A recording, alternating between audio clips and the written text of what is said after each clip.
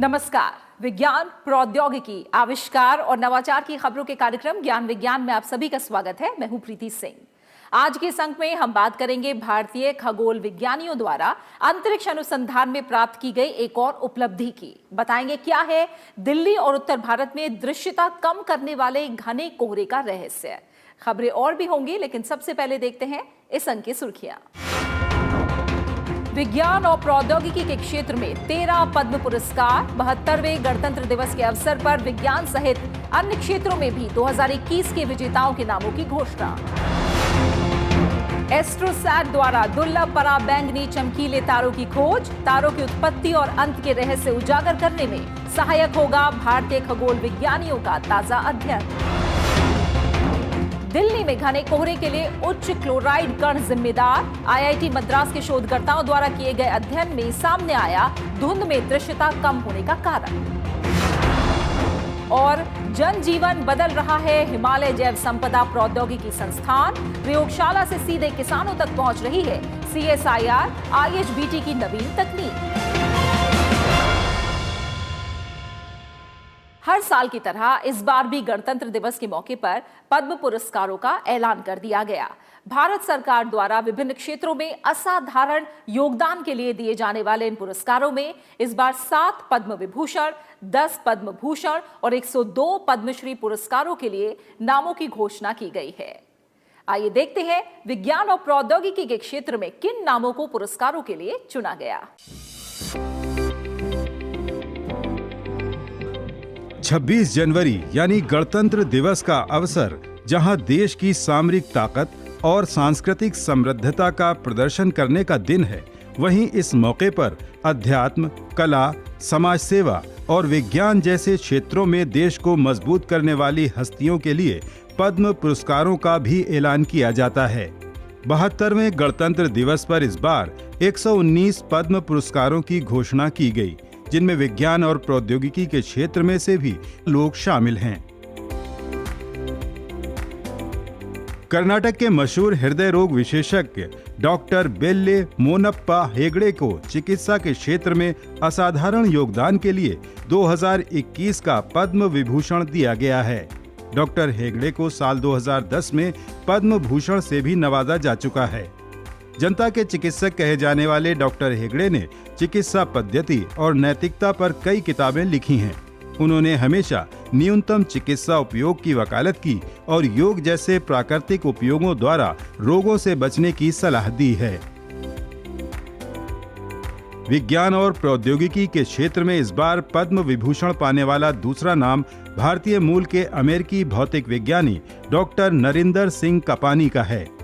Forbes magazine द्वारा unsung heroes के तौर पर नामित किए जा चुके डॉक्टर कपानी को फाइबर ऑप्टिक्स का जनक माना जाता है।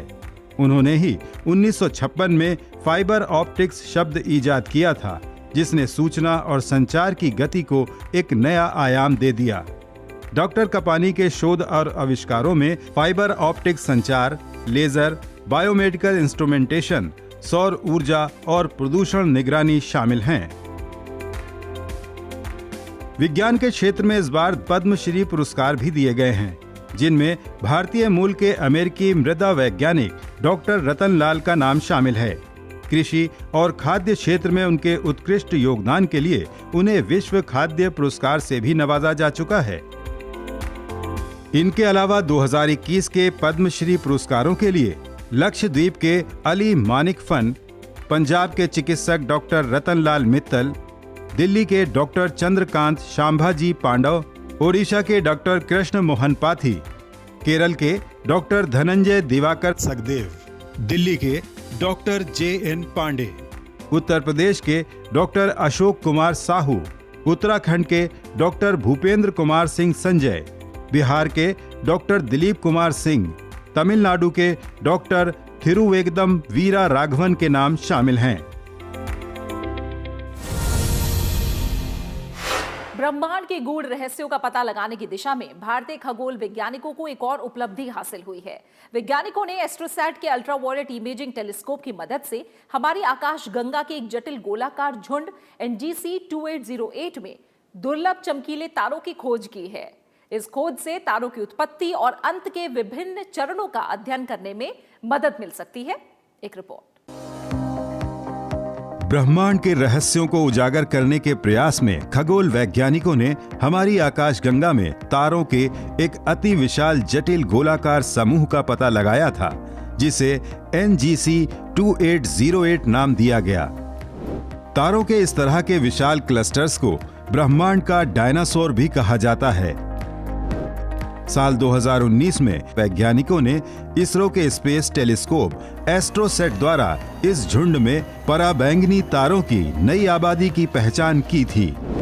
इसी अध्ययन को आगे बढ़ाते हुए IIA की वैज्ञानिक दीप्ति S प्रभु, अन्नपूर्णी सुब्रमण्यम और स्नेहलता साहू की टीम ने एस्ट्रोसेट के अल्ट्रावायलेट इमेजिंग टेलीस्कोप की मदद से कुछ दुर्लभ अल्ट्रावायलेट चमकीले तारे खोजे हैं। इस खोज से तारों के पैदा होने से उनके अंत तक के विभिन्न चरणों के बारे में पता लगाने की संभावना जागी है। In the earlier studies, पहले के अध्ययनों में गोलाकार समूहों को एक ही रासायनिक संरचना के तारों से बना माना जाता था, जिसमें सभी तारों को एक ही काल का समझा जाता था। लेकिन पिछले कुछ दशकों के अध्ययनों से पता चला है कि गोलाकार समूहों के सभी तारे एक ही रासायनिक संरचना के नहीं हैं, बल्कि अलग अलग संरचनाओं और युगों के हो सकते हैं। तो इस गोलाकार समूह की उपस्थिति बहुत ही दिलचस्प है, जहां 5 पीढ़ी के तारों का पता चला है। यह एक कारण है जिस वजह से हमने इस गोलाकार समूह को चुना है। बेंगलुरु स्थित भारतीय ताराभौतिकी संस्थान खगोलीय अनुसंधान की नोडल एजेंसी के रूप में विज्ञान एवं प्रौद्योगिकी विभाग का एक प्रमुख स्वायत्त संस्थान है, जो देश में स्थित विभिन्न खगोलीय वेधशालाओं और दूरबीनों का संचालन कर इस क्षेत्र में विश्व स्तरीय शोध कर रहा है। ताजा खोज के लिए वैज्ञानिकों ने एस्ट्रोसैट दूरबीनों से प्राप्त छवियों को IIA की इन्हीं सुविधाओं और अंतर्राष्ट्रीय दूरबीनों से प्राप्त आंकड़ों का इस्तेमाल कर देखे गए 34 अल्ट्रावायलेट चमकीले तारों के विभिन्न गुणों जैसे सतह के तापमान, प्रकाशमानता और त्रिज्या का मान निकाला। इनमें से एक तारे को सूर्य से लगभग 3000 गुना चमकदार पाया गया, जिसकी सतह का तापमान लगभग 1,00,000 केल्विन है।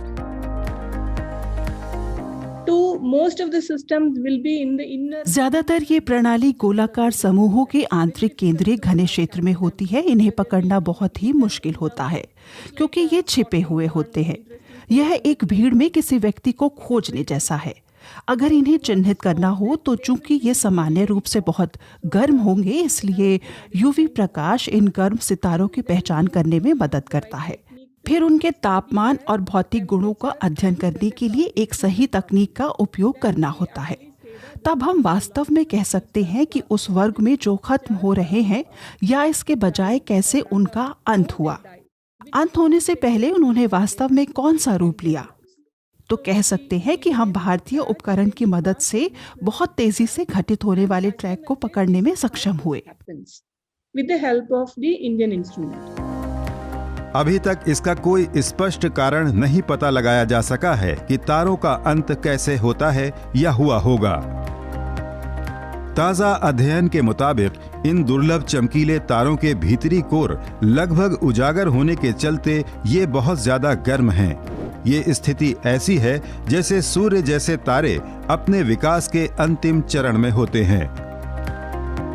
भारतीय खगोल विज्ञानियों का ये निष्कर्ष द एस्ट्रोफिजिकल पत्रिका में प्रकाशित होने के लिए मंजूर कर लिया गया है।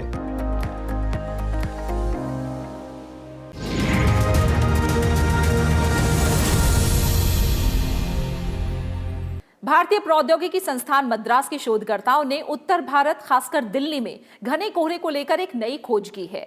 अंतर्राष्ट्रीय सहयोग से किए गए इस अध्ययन में पता चला है कि घने कोहरे और धुंध के गठन के लिए क्लोराइड के कण जिम्मेदार होते हैं और इन्हीं के चलते दृश्यता में कमी आती है। भारतीय शोधकर्ताओं का ये शोध हाल ही में नेचर जियोसाइंस पत्रिका में प्रकाशित किया गया है। अध्ययन के निष्कर्ष पर ज्ञान विज्ञान की एक रिपोर्ट। सर्दियां आते ही राजधानी दिल्ली सहित उत्तरी भारत में कोहरे और धुंध का प्रकोप बढ़ जाता है। खासकर दिसंबर और जनवरी के महीनों में दृश्यता में कमी के चलते पूरे क्षेत्र में कई बार जान माल के गंभीर नुकसान उठाने पड़ते हैं। साथ ही स्वास्थ्य पर भी प्रभाव पड़ता है। पूर्व अध्ययनों के मुताबिक इस समस्या के लिए 2.5 पार्टिकुलेट मैटर को वजह माना जाता रहा है। अब भारतीय प्रौद्योगिकी संस्थान मद्रास के शोधकर्ताओं के नेतृत्व में किए गए एक अंतर्राष्ट्रीय अध्ययन में कोहरे और धुंध को बनाने वाले नए कारकों को और स्पष्ट कर दृश्यता में कमी में उनकी भूमिका को उजागर किया गया है। ताजा अध्ययन के मुताबिक हवा में मौजूद 2.5 पीएम कणों में उच्च क्लोराइड कण धुंध को घना कर दृश्यता को लगभग खत्म कर देते हैं।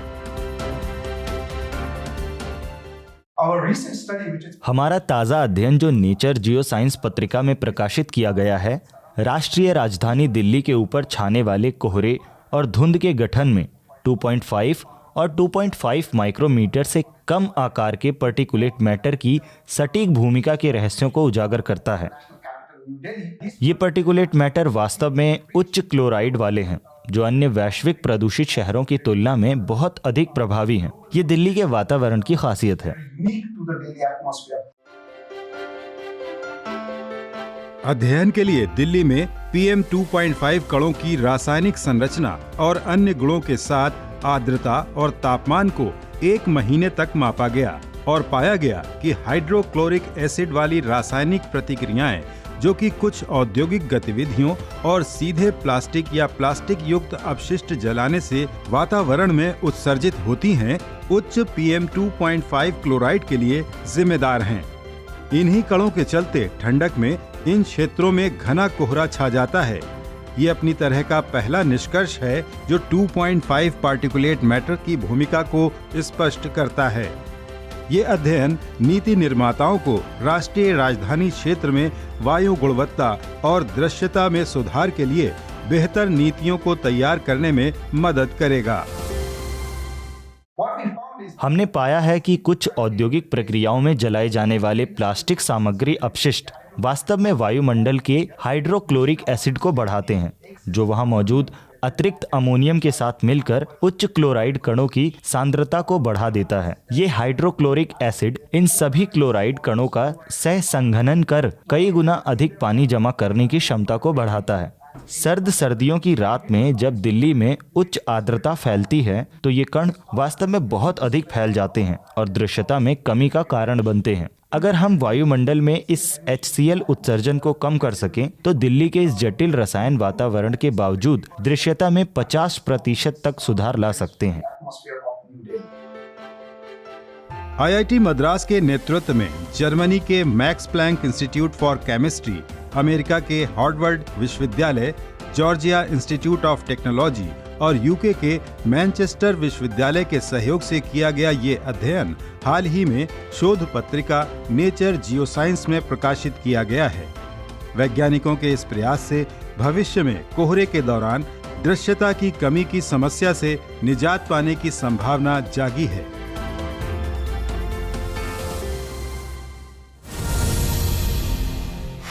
और अब वक्त हो गया है हमारे खास सेगमेंट साइंस एक्सप्रेस का, जिसमें हम आपको देते हैं विज्ञान के क्षेत्र में होने वाली देश और दुनिया की कुछ और ताजा गतिविधियों की जानकारी।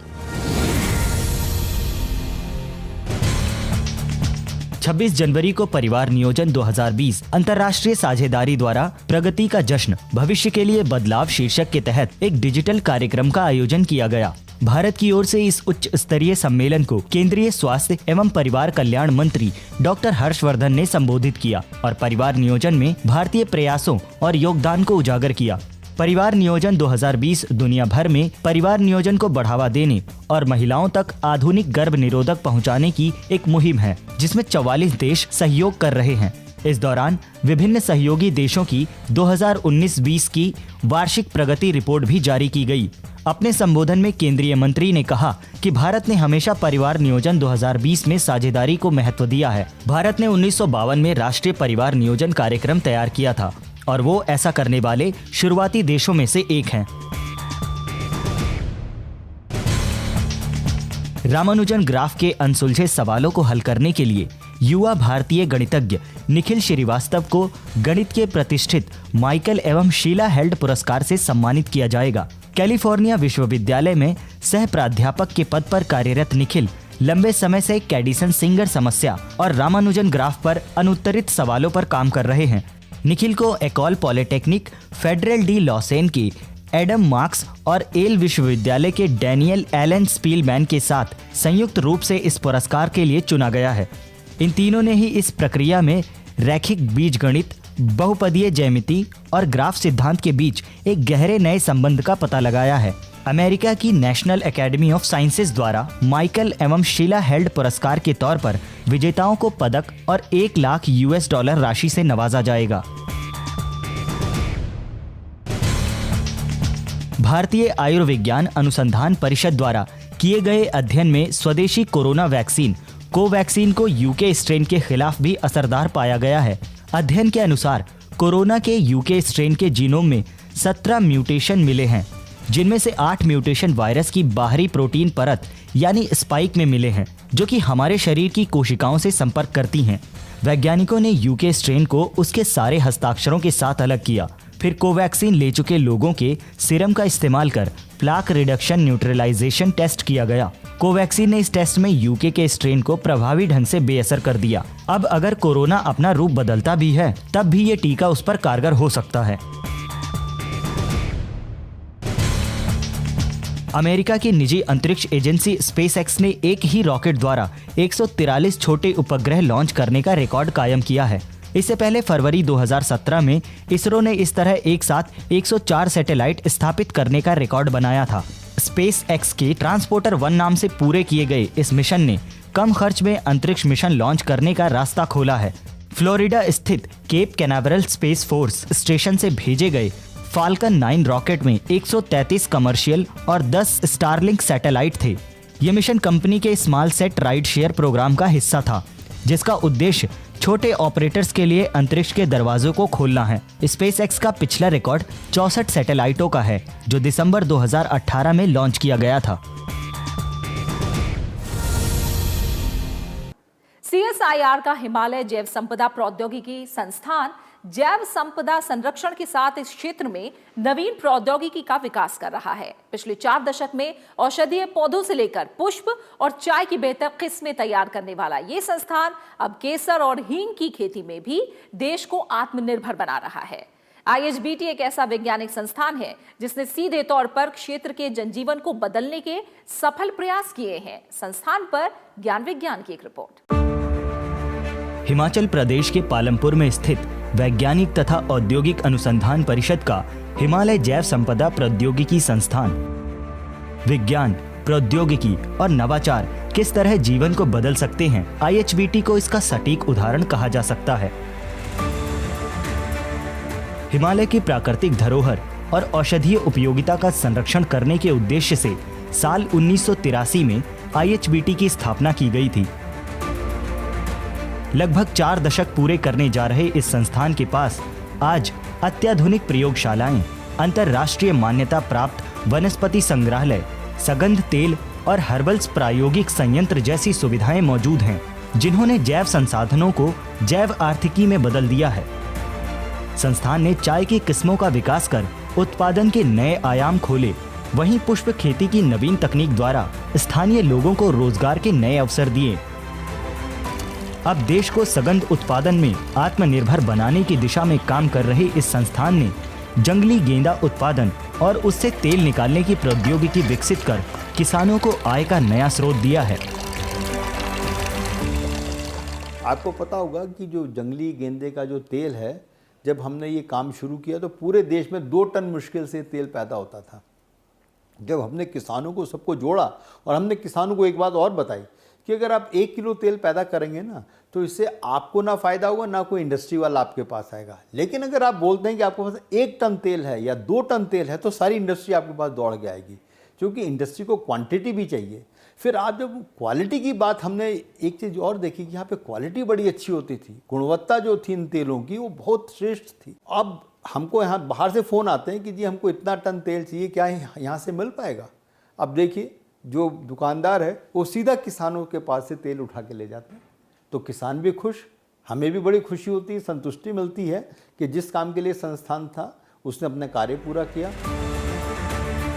IHBT के वैज्ञानिकों ने लगातार प्रयासों से ज्यादा ऊंचाई वाले पर्वतीय क्षेत्रों के लिए कृषि उत्पादन संभावनाएं प्रबल कर चुनौतीपूर्ण क्षेत्रों में उद्यमिता को बढ़ावा दिया है। देश के उत्तरी क्षेत्र में सिर्फ पालमपुर में ही चाय का उत्पादन शुरू किया गया था। IHBT ने यहाँ के लिए चाय की बेहतर गुणवत्ता और उत्पादन वाली किस्में तैयार करने में महत्वपूर्ण भूमिका निभाई। इसी तरह IHBT की हालिया उपलब्धि जम्मू कश्मीर से बाहर केसर उत्पादन की है। संस्थान ने आयातित बीजों से केसर के कंद विकसित कर इस प्रौद्योगिकी को सीधा किसानों तक पहुंचाने का काम किया है, ताकि किसान इस क्षेत्र में नई और ज्यादा लाभ वाली फसल उगा सकें। इस प्रगति में अब हींग का नाम भी जुड़ गया है। IHBT के प्रयासों से अब लाहौल स्पीति में हींग की खेती की शुरुआत की गई है। IHBT सिर्फ अनुसंधान और विकास कार्य ही नहीं करता, बल्कि विकसित किस्मों और प्रौद्योगिकी को किसान के खेत तक ले जाने का काम कर रहा है। हम जब भी ऐसी कोई तकनीक हम विकसित करते हैं, हम हमेशा, चाहे वो हमारे किसान भाई हों, चाहे हमारे कृषि अधिकारी हों, हम सबको पूरी तरीके से ट्रेनिंग देते हैं और बिना ट्रेनिंग दिए हम कोई काम नहीं करते। और इसलिए हम समय समय पर ऐसे ट्रेनिंग प्रोग्राम हम आयोजित भी करते हैं। हम उनमें किसानों को भी बुलाते हैं और कृषि अधिकारियों को भी बुलाते हैं। तो इस दिशा में हमारा पूरा कार्यक्रम एक निश्चित तरीके से आगे बढ़ता है। और अक्सर हम ये करते हैं कि कई ट्रेनिंग हम किसानों के गांव में जाके किसानों के खेत के ऊपर उस तरीके से हम ट्रेनिंग देते हैं।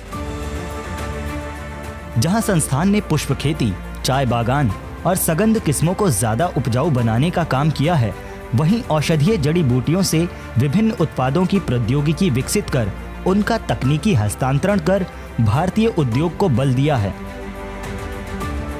बाजार बनाकर मांग को पूरा करने के लिए संस्थान किसानों, पुष्प उत्पादकों, चाय बागान मालिकों और छोटे खाद्य प्रसंस्करण क्षेत्र में कार्यरत उद्यमियों के लिए नियमित रूप से प्रशिक्षण कार्यक्रम और सलाहकार सेवाएं प्रदान कर रहा है।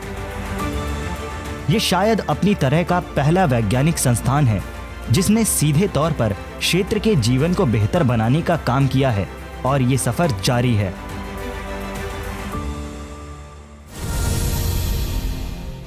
इसी के साथ ज्ञान विज्ञान में आज बस इतना ही। ये कार्यक्रम आपको कैसा लगा, आप अपने फीडबैक और सुझाव देने के लिए हमें ईमेल कर सकते हैं। हमारा ईमेल है news@vigyanprasar.gov.in।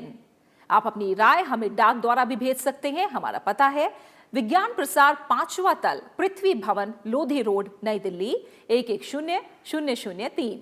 विज्ञान और प्रौद्योगिकी से जुड़ी ताजा जानकारियों के साथ अगले हफ्ते इसी वक्त इसी चैनल पर फिर हाजिर होंगे। तो बने रहिए हमारे साथ वैज्ञानिक सोच के साथ। नमस्कार।